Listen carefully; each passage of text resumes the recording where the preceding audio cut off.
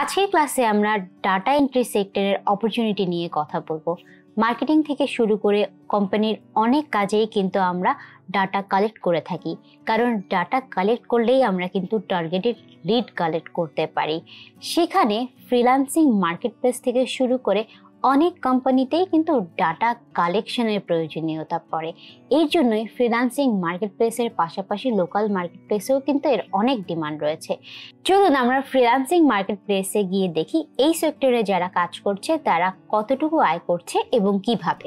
Data entry সেক্টরে ফ্রিল্যান্সাররা কি পরিমাণ আয় করছে এবং তাদের যে কাজের ডিমান্ডটা সেটা কেমন, এটা জানার জন্য আমরা আপওয়ার্কে এসে ডাটা এন্ট্রি লিখে যখন সার্চ করলাম, তখন এখানে আপনি দেখবেন যে অনেকগুলো ফ্রিল্যান্সার প্রোফাইল কিন্তু আমাদের স্ক্রিনে চলে আসছে। তো প্রথম যে প্রোফাইলটা আছে সেটা দেখলেই আপনি বুঝতে পারবেন যে এটা প্রায় $80,000 মতো আয় করেছে। নিচেও যে প্রোফাইলটা আছে এটাও প্রায় $80,000 মতোই আয় করেছে। আবার যদি আপনি আরেকটু নিচে যান তাহলে দেখতে পাবেন এই প্রোফাইলটা $30,000 মতো আয় করেছে। এরপরে আপনি যত নিচে যেতে থাকবেন তত কিন্তু আপনি দেখতে পাবেন যে কে কত ডলার আয় করেছে। আপনি যদি পাশাপাশি আমরা অনেকগুলো বাংলাদেশিদের প্রোফাইল খুলে রেখেছি, এই যে বাংলাদেশিদের প্রোফাইলটা আছে বা এনার যে প্রোফাইলটা আছে সেটাতে প্রায় $40,000 মতো আয় করেছে। বর্তমানে ওনার অনেকগুলো প্রজেক্ট ইন প্রগ্রেসে আছে।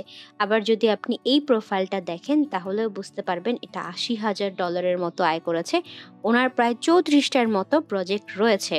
প্লাস আপনি যদি এই প্রোফাইলটা দেখেন, এখানে দেখবেন এখানে মাত্র $400 মতো আয় করেছে। কিন্তু কেন উনি $400 মতো আয় করেছে? কারণ হচ্ছে ওনার এই যে জায়গাটা এখানে প্রগ্রেসে দেখতে পাবেন, ওনার প্রায় অ্যাক্টিভ না বললেই চলে উনি এই সেক্টরটাতে কাজ করার জন্য।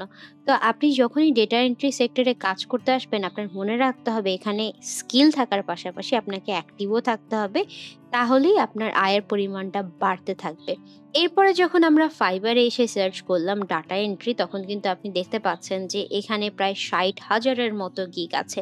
এবং ফাইবারে এই যে সেক্টরটা, এটা অনেক কম্পিটিটিভ একটা সেক্টর। এখানে যারা কাজ করছে তারা কিন্তু প্রতিনিয়ত কাজ পাচ্ছে। আপনি যদি এই গিগটা খোলেন বা এই গিগটা খুলে দেখবেন যে এনারা 6টা অর্ডার রয়েছে। আবার যদি এই গিগটা খোলেন তাহলে দেখবেন যে ওনার যদি $20 করেও হয়, এখানে 11টার মতো অর্ডার রয়েছে। আবার এই যে গিগটা আছে এটা যদি ওপেন করেন, ওনার কিন্তু 3টা অর্ডার রয়েছে। পাশাপাশি আপনি প্রথম পেজে থাকা যে গিগগুলো আছে সেগুলো ওপেন করলে কিন্তু দেখবেন যে এখানে অনেক ক্ষেত্রেই অনেক মানুষ অর্ডার পেয়ে যাচ্ছে। আমরা যদি এটা একটু ওপেন করি তাহলে দেখবেন যে এটার ক্ষেত্রেও একটা অর্ডার রয়েছে। কিন্তু যারা ফাইবারে আসে তারা ভাবে যে সাধারণত এই সেক্টরে কাজ করলে এত মানুষের ভিড়ে কাজ পাবো কি পাবো না। সেই ক্ষেত্রে কি হয়, যারা নতুন আসে তারা কিন্তু স্কিল না হয়ে আসার কারণে এখানে কাজ পায় না।